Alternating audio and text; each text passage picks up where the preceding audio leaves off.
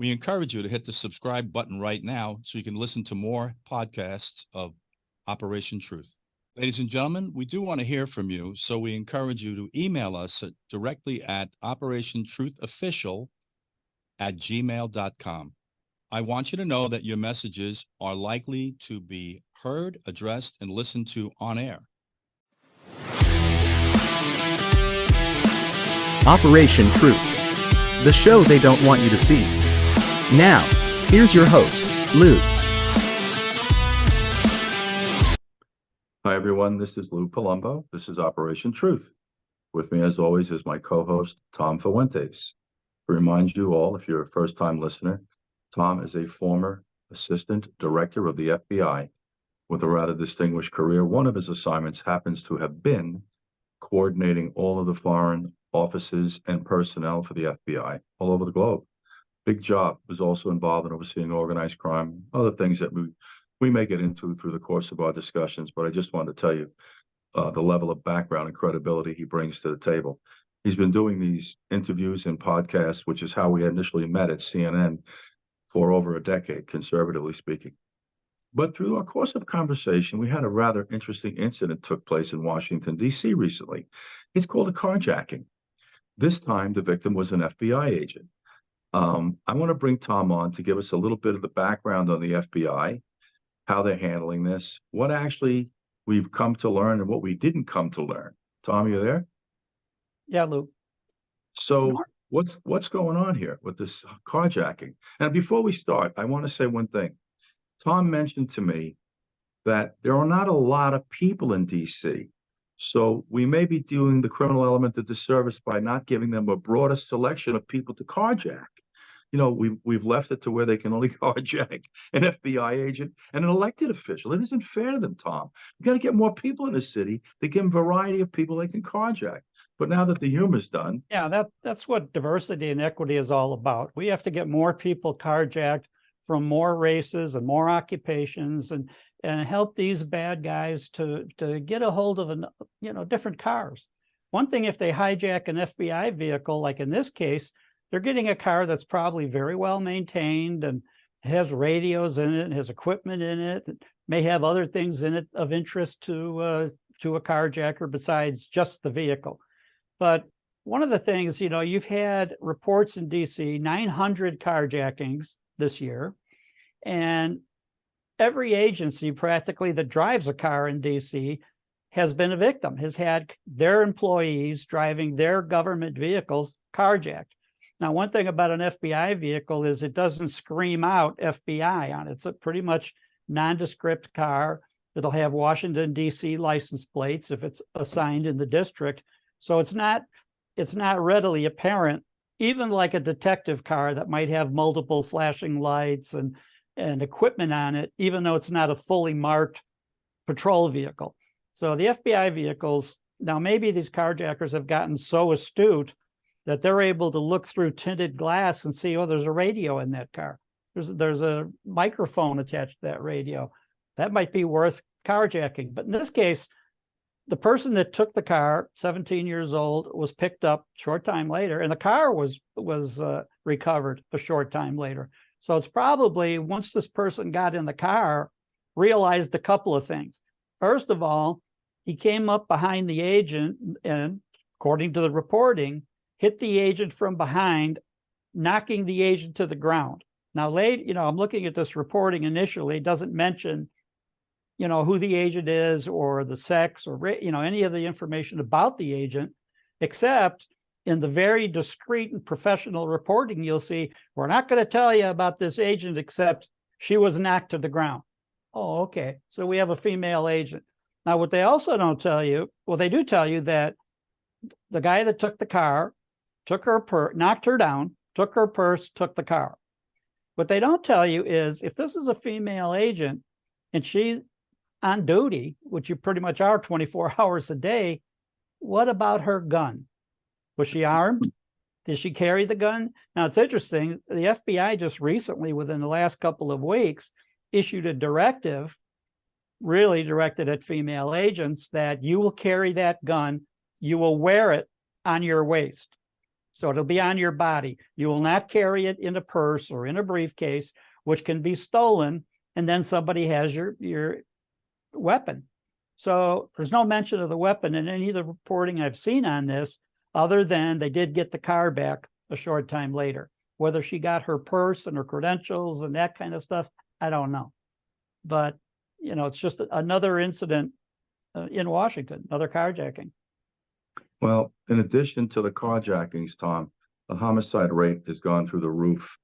I have a question I'd like to ask you that you would think would be just logical about tracking devices in these vehicles, because we both know there are considerable number of times that the FBI, for example, are carrying sensitive items. Sometimes they're weapons related, depending on what your lane is in the FBI.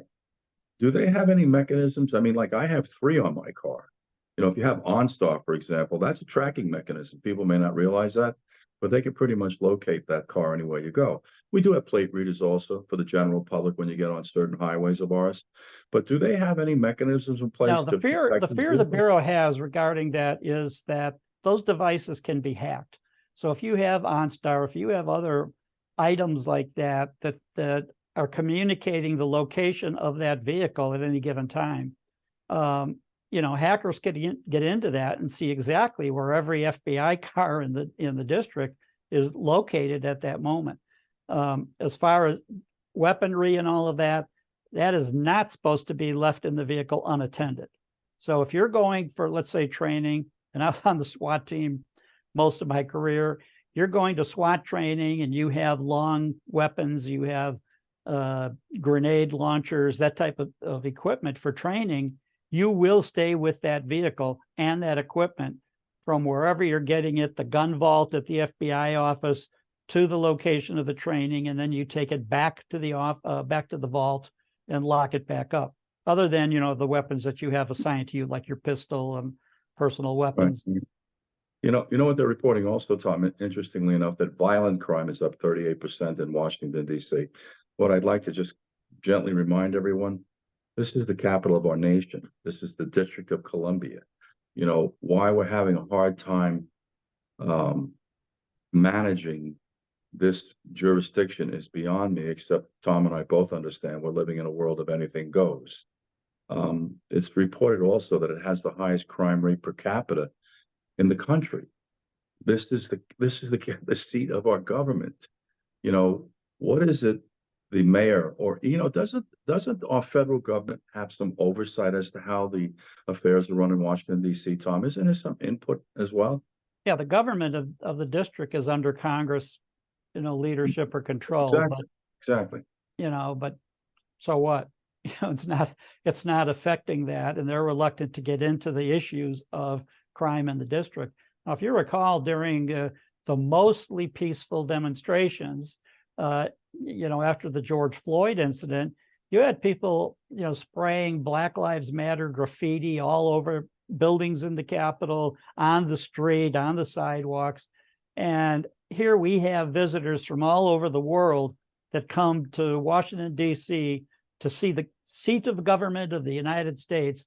And we allow that kind of display to the world, that here's our Capitol, defamed, graffiti, you name it, and have a look. Because we allow it, if not encourage it, at the time a couple of years ago. I can make a suggestion to you. Let's invite a foreign leader from an adversarial country and then hire Gavin Newsom to come in and clean the place up for you for that window of time they're going to be visiting. Yeah, I talked about that at the time. We should have the president of China invited to every major city in the country, and they would all be cleaned up. Just miraculously, where are all the homeless? Where are the tents? Where are the bags of, drugs and you name it on the sidewalk? I won't get into all the list of things that are on the sidewalks. And that way we could get our country cleaned up. Which is interesting, because you go to these other countries, you go to China, you're not going to see any homeless people on the sidewalks in Beijing or Shanghai or some of the other cities. So where are they, though, Tom, if they're not in the major cities? Because China has 1.5 billion people, and they're struggling over there, as is India. You know, they've got Probably their out in the share of people probably that out have in the been country where, and the media is blocked, the internet is blocked there. So Yeah. you're not going to, even if they were, you're not going to Tom, publicly isn't see our it. media blocked also, Tom? Isn't ours blocked also, Tom? Because the media selectively Well, it depends reports? who's reporting. That's my point. You know, Yeah. they do it in an official capacity. It's being done here, and the American public doesn't understand what the media is doing. The media is selectively reporting to us. If the Absolutely. optic, you're right, if the optic doesn't fuel their argument or their political affiliation or alignment, you know, suddenly we have no knowledge of it. What's so incredible is that the only media outlet that seems to cover the border, for example, just to digress for a second, is Fox. No one else is down at that border interviewing the border patrol agents or the local law enforcement agents or videotaping people breaching our borders. You know, and I don't know what has to happen in the country before they realize the scope of this problem. I mean, what if we let in 50 million people before this guy's out of office, say in 4 years, which isn't out of the question? How are we going to manage it? And that goes back to earlier discussion, Tom, that we've had about the vetting process. You and I both know there's no vetting going on. And when they travel to a city, we can't take care of them in the city. And they're bankrupting cities. They're going to bankrupt the city of New York. That's what you're hearing from Eric Adams, the mayor. He's telling us this is I going was to on the be. board of Interpol for 3 years, and Interpol has an international database that all the member countries, 190 members, feed into, including the United States and Canada and Mexico. They're all members. Even China is a member. And when somebody comes across the board at our passport control right now, when you present your passport and they scan it, whether you have a global entry or whether you have to go through an actual passport officer, they scan that passport and it automatically makes inquiry into all of the US databases, all of the Crime Information Center, all of the stuff that we have. It also makes inquiry into Interpol's database of whether there's been warrants issued for that person, so-called red notices. So when these guys come across the border, if our border patrol, if we had enough of them and they were in a position to vet them at a reasonable rate, not 25,000 a day, but at a reasonable rate, they'd be able to determine if somebody had international warrants issued or US warrants issued through the system that's there.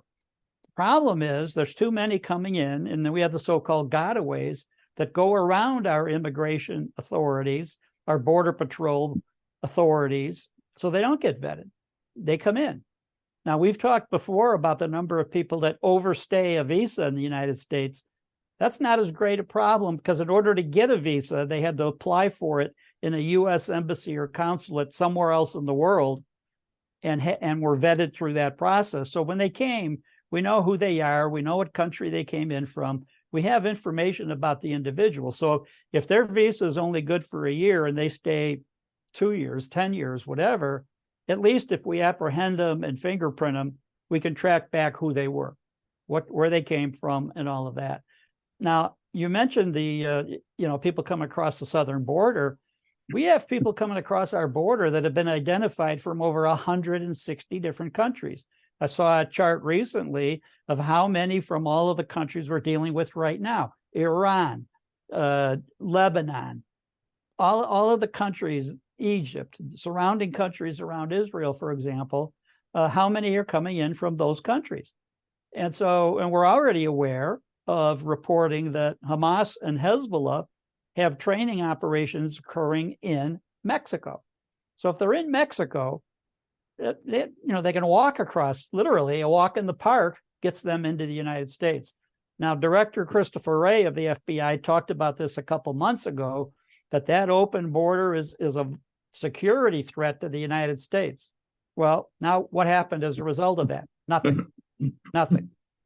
So it's still a security threat. So the only thing that will change anything dramatically will be if Hamas or Hezbollah, a small cell of them, come into the United States and get whatever weapons they want, whatever equipment, explosives, to do an attack, and they do it.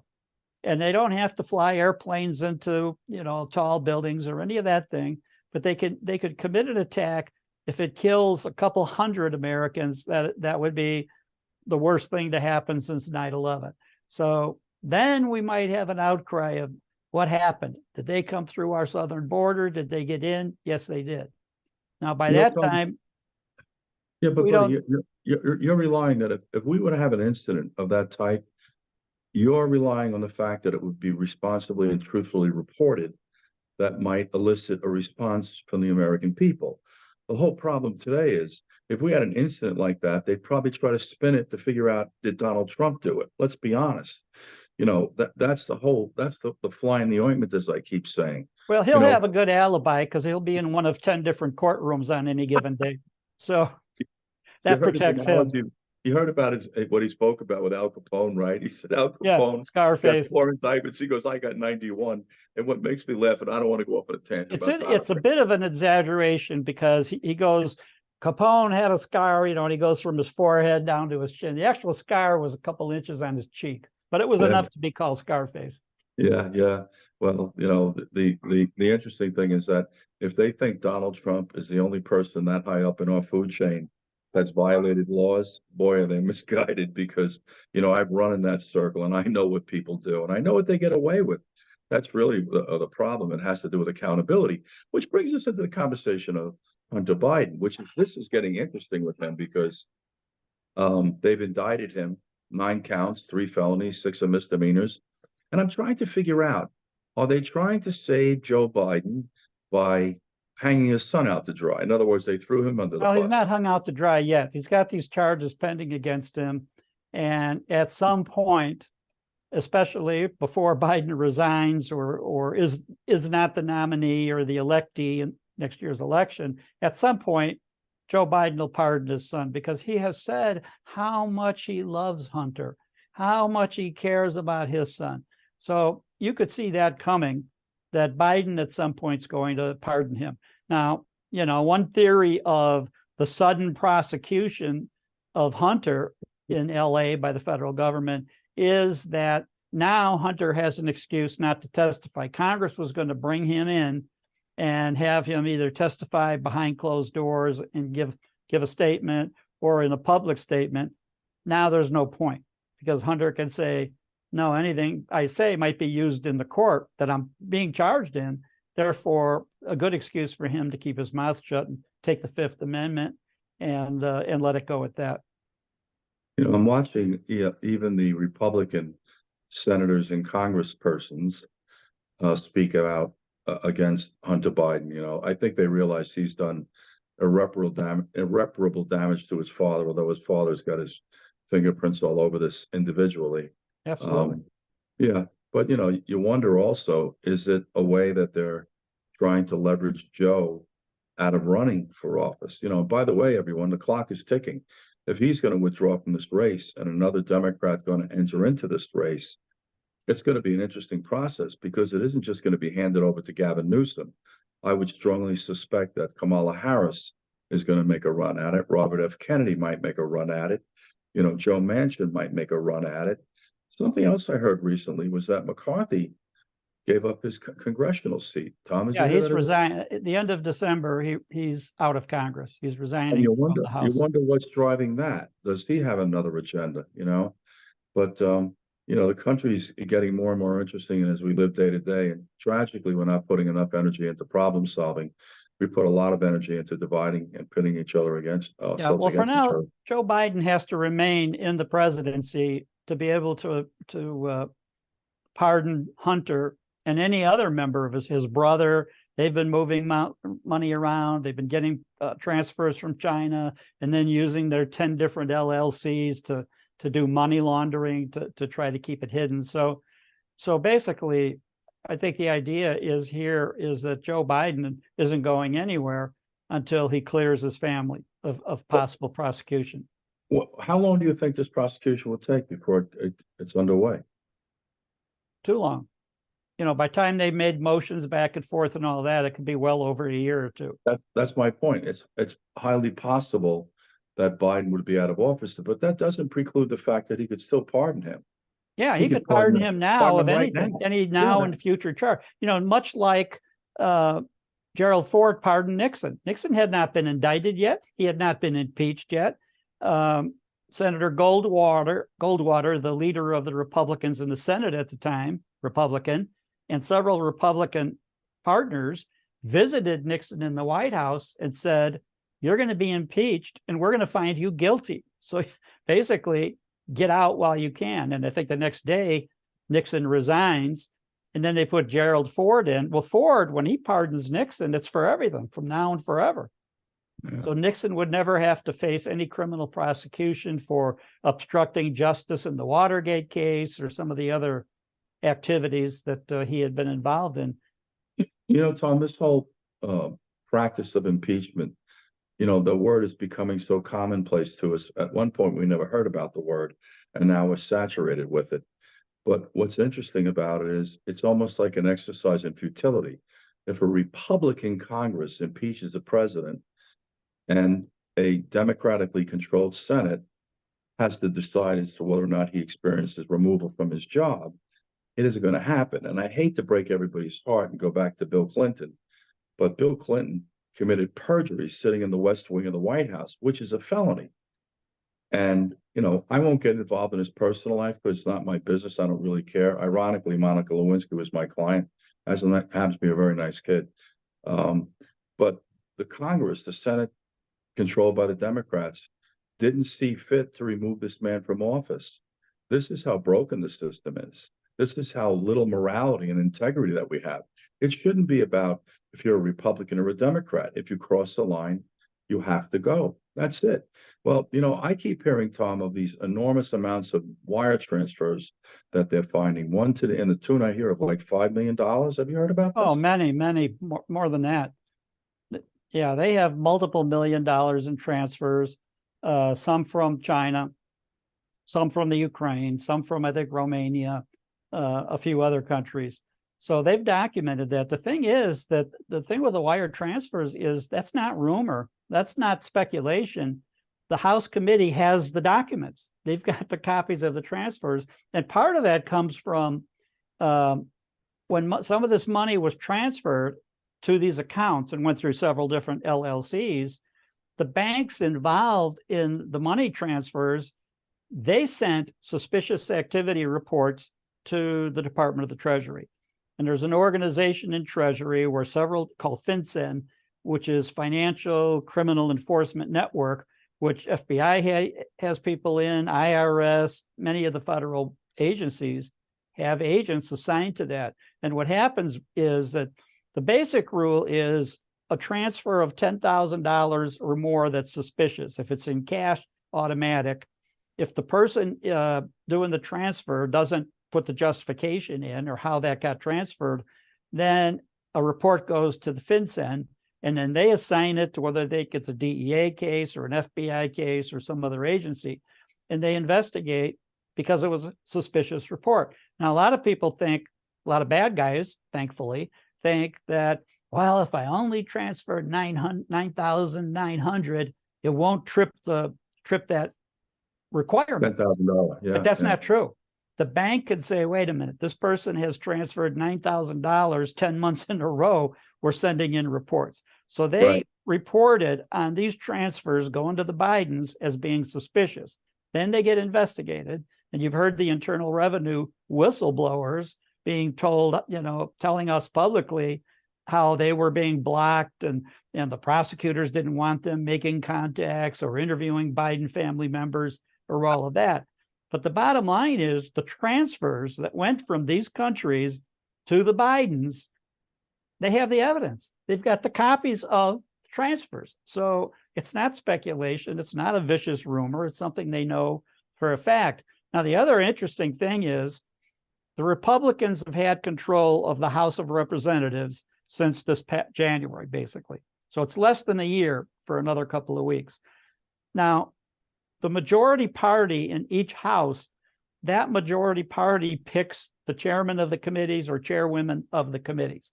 So in this case, when Pelosi was no longer the Speaker of the House, and at the time, then we have McCarthy now, when that happens, she was picking not only the members of the committee, not only the chairman of the committee, but what they could investigate, whether they could issue subpoenas, whether they could look at anything. And she blocked everything. Now she's not there to block it anymore. So within a period of less than a year, Comer's committee and Jim Jordan's committee have amassed actual physical evidence of these cases, of the transfers of the money, of the bribery of the Bidens. And it's not speculation. It's not, conjecture or rumor. They've got the documents. Now, if the House hadn't gone Republican last January, we wouldn't have any of this. We would know none of it. There'd be no evidence against the Bidens whatsoever. So elections matter. Who has the majority matters, and then who's the speaker, and also then president of the Senate, like we have Schumer. You don't see any of these investigations ongoing in the Senate. Thank you, Schumer. That's why he's in a position to block it. But you do have them ongoing in the House as of now, as long as the Republicans maintain the majority. It's amazing what this all translates to, Tom, is this lack of integrity and this lack of morality in our government. As I said a moment ago, it really shouldn't matter what your political affiliation No, it is. shouldn't. You're right. Everything should be weighed against your actions. And we've said it before. If the Democrat does something wrong, we rationalize and figure out why it was okay. And I hate to say it to you, the Republicans do it to a large extent also, although what happened with Nixon is an example of them stepping up and saying, hey, buddy, you got to go. You don't hear anybody saying that on the Democrat side. They didn't say it with Bill Clinton. And they had Bill Clinton coming and going. They had him cold. In fact, for those that don't understand what happened with Clinton, he was found guilty. He's now a convicted felon in my eyes. He was disbarred from practicing law in Arkansas and the Supreme Court and given a hefty fine. Tom, one of my concerns is that depending on how they manage this Hunter Biden case, like if Joe Biden gives his son a pardon, what does that tell the rest of the American public if they break the law? I'm not going to let you prosecute me because we have too many. Exactly. They don't care. How do you get? They don't care. No, Okay, send the message. Can't prosecute me. You're not going to be able to prosecute a member of the Biden family as long as Joe Biden is the president. And then by the time Joe Biden is no longer the president, his cases will be gone. Interesting. Tom, I want to go back to this conversation about not just crime in Washington, D.C., but Philadelphia's got a real problem. Half the population of Chicago, twice as many homicides, which is interesting. I don't know what it is our local elected officials plan on doing to pull these major cities out of the fire. And I tell people this, and I don't find comfort in saying it. When you look at the crime statistics in New York and the antics going on, we're not even in the top 10 as far as the rest of the country goes. Philly's outdoing us. Washington's outdoing us. Detroit, Chicago, St. Louis, Minneapolis, Milwaukee, LA, San Francisco, Portland, Seattle, all across this country. We're not even in the top 10 of badness, which is really quite telling. But, what's the break point? And what is it they intend on doing long term? I mean, do they not think at some point they have to cross a threshold and start to hold people accountable for robberies and serious assaults? Well, the problem there, Lou, is you take New York, is the reporting accurate? So if you say Philadelphia or Chicago, these other cities are outdoing New York City, is that an actual fact? Or are they concealing the reporting? Or the police not documenting it? The prosecutors aren't prosecuting. So that's the other thing. The George Soros funded prosecutors across the country are not prosecuting criminal cases. So you have all of these groups of people and the jails are in and out. Then the police get demoralized or they get defunded. A number of the police quit and don't go. So if you look at New York City, how many police officers have left New York City Police Department in the last couple of years? Thousands. Yeah. So then it's thousands. So how many fewer police reports are taken when you've lost 1,000 police officers? It is just so that can contribute to New York's got better numbers than Philadelphia or Chicago. Well, if cases aren't being opened and documented and classified, who knows? Makes it look like New York's utopia. There's also a misclassification, Tom. In other words, if someone assault is defined as substantial pain and protracted disfigurement, that's the assault, right? They can the attempt to do that. Battery is the actual damage to your body. So assault and battery. Assault is trying to do it. Battery is that you actually succeed in harming But the here's individual, where the I'm victim. going with it. If you punch a guy in the face and you break his nose, they could misclassify this as a harassment. That's what they're doing. You could take a burglary and take it from a felony to a criminal trespass. No, Tom. and that's exactly what I'm saying. Why, when you Yeah, hear that's these numbers what's about going New on. York, they're probably not true.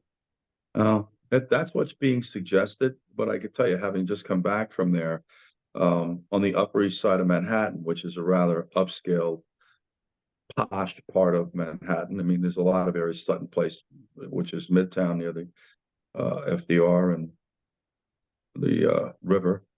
They had 3 serious incidents up there. One was in a place called J.G. Mellon's, which is public information, so it's not speaking out of school. Walked in, conducted a robbery. Individual refused to give a Rolex. They shot him, took $30,000 off another woman, and then had 2 more up on Madison Avenue. These are high rent districts. This is the city of New York. I have a tendency to agree with you, Tom, about that as far as how accurate the reporting is. And once again, it's tied to the media because depending on what they want to promote for the administration, the whole city of New York is basically Democrat. The whole government, the whole institution there, and most of the people that vote, even though they say about 14 to 15% of the people registered to vote in the city of New York vote, which is how come Cortez is a congresswoman and Eric Adams is a mayor. No one comes out to vote as well. There's serious problems hamstringing all these cities, Tom. It isn't just New York. Your point with New York is well taken, though, because we're having a problem. Once again, there's that word we're bumping into, credibility. We don't know what to believe, when to believe, or who to believe it from, because everybody's got an agenda tied to it. And he's got serious problems in the city, independent of the crime. The city's going to go bankrupt. The first indicator just reared its head, a reduction across the board, 5% in staffing, cops, firemen, sanitation, education. And he attributed it to the fact of the migration issue in the city. He's telling everybody we're going bankrupt again. The last time the city went bankrupt was in the 70s. They laid off 5,000 cops.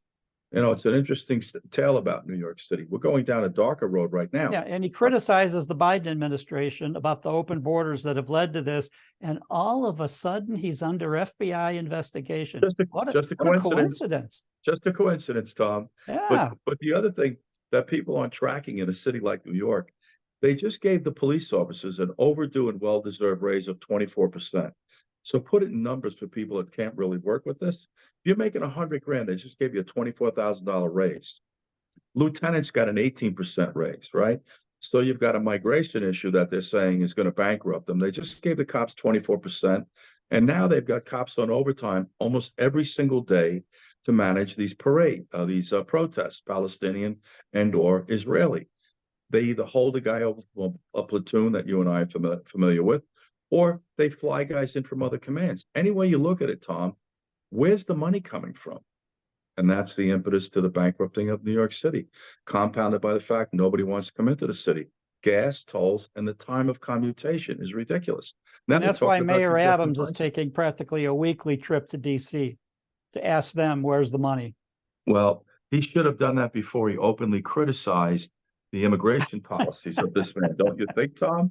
Yeah, but no listen, he's got a lot of other issues which we're not going to go off on because people don't really necessarily care about what's going on in New York. I speak to it because I'm born and raised there, but there's trouble in paradise, to put it to you politely.